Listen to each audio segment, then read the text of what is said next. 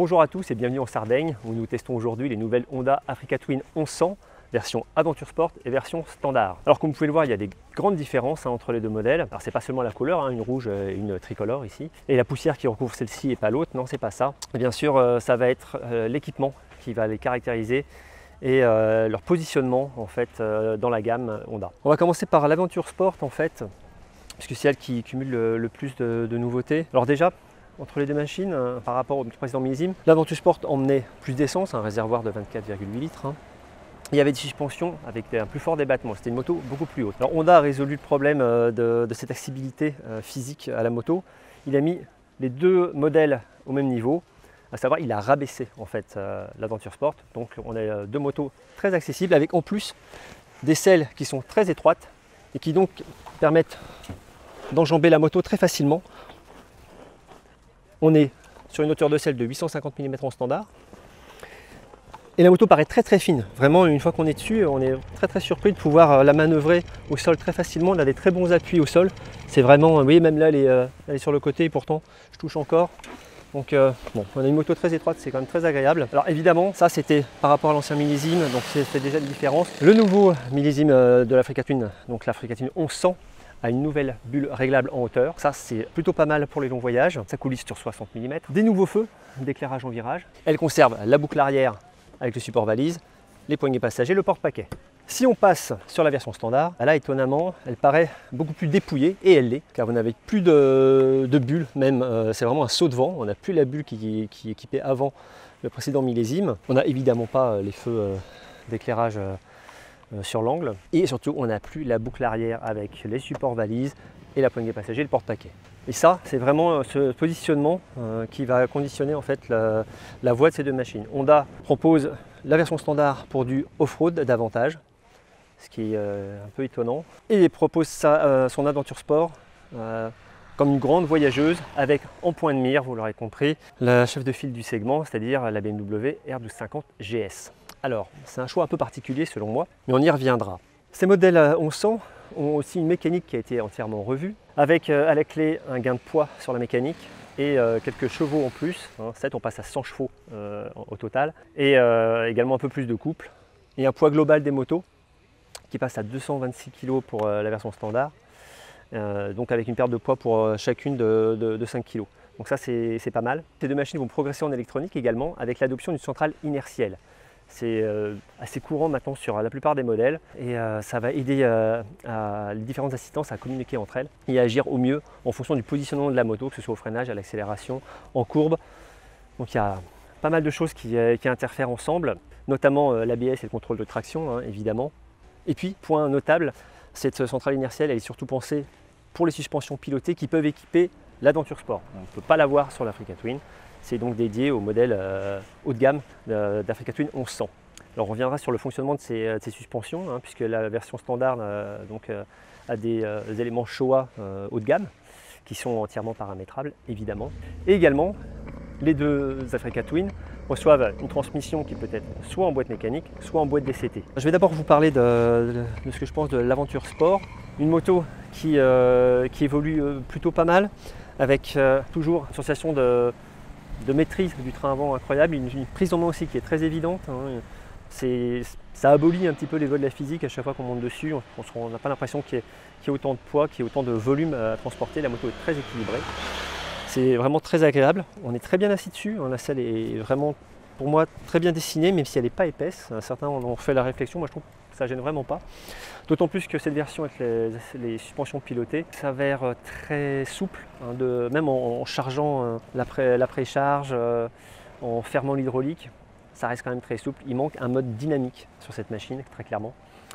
Ça fait un peu effet tapis volant, ça survole un peu la route, ce qui est très bien pour ceux qui font varier la charge sur la moto, à savoir valise, pas valise, passager ou pas. C'est que la précharge est automatique avec ces suspensions, et finalement c'est tout l'intérêt, parce qu'une fois que vous aurez fait le réglage, vous serez rentré un petit peu dans les modes pour paramétrer tout ça, vous n'y reviendrez plus.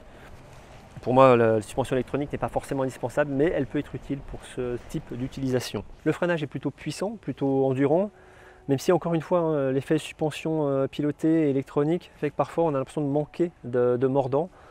En dynamique, c'est une machine qui a garde en fait le même agrément. On ne peut pas dire que le moteur ou avec le gain de puissance ou la perte de poids, ce soit vraiment hyper perceptible hein, sur ce genre de machine. Ça fonctionne toujours très bien, surtout à partir de 5000 tours. Là vraiment le moteur est très volontaire, hein. On a vraiment un agrément mécanique assez sympa. Par contre, on a perdu en sonorité, clairement l'Euro 5 a fait pas mal de dégâts. Toutes les assistances donc avec cette centrale inertielle, eh bien, on sent le travail de cet ensemble à circuit imprimé. Hein. Quand vous prenez les freins très forts et que vous êtes un petit peu anglais, bah, vous sentez que la machine travaille sur ses suspensions. Vous sentez qu'il y a l'arrière est remis en ligne, qu'il y a parfois un petit peu de flottement quand même sur l'avant, c'est pas trop. Et puis après, tout revient dans la norme. Et on n'a jamais de sentiment d'insécurité, mais on sent que ça travaille. On avait déjà pu vous dire ce genre de ressenti sur d'autres modèles, d'autres marques. Comme je vous l'ai dit, la bulle, pas mal de remous, manque de protection sur les épaules, mais globalement ça permet de rouler loin. Donc plutôt pas mal.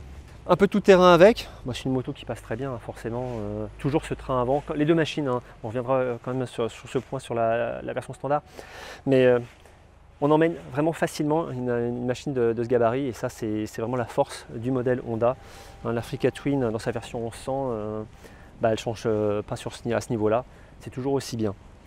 Donc ce qui m'a séduit moi sur le modèle standard, c'est vraiment cette facilité à être emmené avec ce gabarit très compact, ce châssis hein, qu'on sent vraiment bien travaillé encore plus que sur le modèle Aventure Sport. On a vraiment un contrôle du train avant qui est remarquable, encore une fois avec cette suspension standard hein, qui donne vraiment qui transmet beaucoup d'informations aux pilotes, donc ça c'est vraiment sympa. Et puis un guidon qui tombe, hein, comme je vous l'ai dit, vraiment très bien sous la main, ça c'est vraiment un très bon contrôle à ce niveau, que ce soit également avec la transmission en boîte méca ou en boîte DCT. C'est une machine qui est très performante et c'est ce DCT avec en plus cette centrale électronique inertielle est piloté encore plus finement. Donc je dirais presque que la boîte méca appartient au passé, on peut presque dire ça maintenant, à moins d'être féru de la boîte mécanique en tout terrain. C'est sûr que c'est un peu plus réactif, on a davantage sur l'habitude de contrôler hein, un peu à l'embrayage si besoin. Mais maintenant le DCT vous aide à l'oublier cet embrayage, surtout le levier. Et ça passe très bien. On a juste des petites interférences avec les multiples assistances, notamment quand on prend le frein arrière. Ça désengage un petit peu l'embrayage, on est un peu en roue libre. Donc, mais sur vraiment un temps très court et à très basse vitesse, vraiment sur certaines phases de pilotage. C'est pas dramatique. Moi ce que je vais reprocher beaucoup à Honda, et pas à ce modèle, c'est d'avoir supprimé la polyvalence de l'Africa Twin version d'entrée de gamme. Hein. On a un engin qui est très dépouillé hein, de l'essentiel, on vous l'a dit, la bulle, le support repalise et les poignées passagers. C'est vraiment regrettable. On va devoir, pour voyager, s'orienter vers le modèle Aventure Sport ou alors prendre en option ce qui manque sur ce modèle. Donc ce positionnement, cette dichotomie entre les deux modèles est vraiment marquée. Moi je pense que le choix n'est pas forcément pertinent, ça c'est l'avenir qui le dira. C'est vous, en fait, c'est votre choix qui fera la différence à ce niveau. La question, est-ce que ça vaut le coup d'aller sur une machine aussi technologique avec ces suspensions, je parle, un central équipe les deux, donc ça c'est pas un souci. Mais moi, je dirais que dans l'absolu, l'Africa Twin 1100, comme on nous l'a d'ailleurs présenté il y a 3 ans, c'est une machine qui était simple, qui était capable d'aller partout, qui était très facile de prise en main. Elle l'est toujours, mais elle est devenue maintenant beaucoup plus technologique et axée vers en fait, un modèle qui n'était pas le sien au départ. Et c'est ça qui est un peu étonnant en fait, de la part de Honda, c'est d'aller viser un concurrent qui n'est pas forcément sur son terrain, avec une moto avec une Africa Twin qui normalement était plus simple et plus pensée pour les aventuriers, pas que du quotidien, mais justement ceux qui voulaient partir loin, avec une machine vraiment évidente à emmener et une certaine identité qui lui était propre. Voilà moi mon ressenti sur ces différents modèles, avec pour terminer une inflation tarifaire sensible. On a 900 € de plus par rapport au millésime précédent sur la version standard, qui passe à 14 499 € en version de base sans DCT, coloris noir. Le modèle Aventure Sport standard sans suspension pilotée et boîte mécanique, c'est 16 499 €. Il y a beaucoup d'entre-deux, hein, puisque chaque machine peut venir avec suspension, enfin boîte méca ou pas, les suspensions pilotées ou pas, et la boîte méca ou pas, ou la boîte DCT donc sur l'Aventure Sport. Donc on a énormément de variantes, il y a 6 variantes différentes. Et la version ultime est quand même tarifée 18 999 €. Donc là, on est vraiment avec les ténors du segment en termes de prix. Voilà, c'est à vous de dire et de voir ce qui se passe à ce niveau.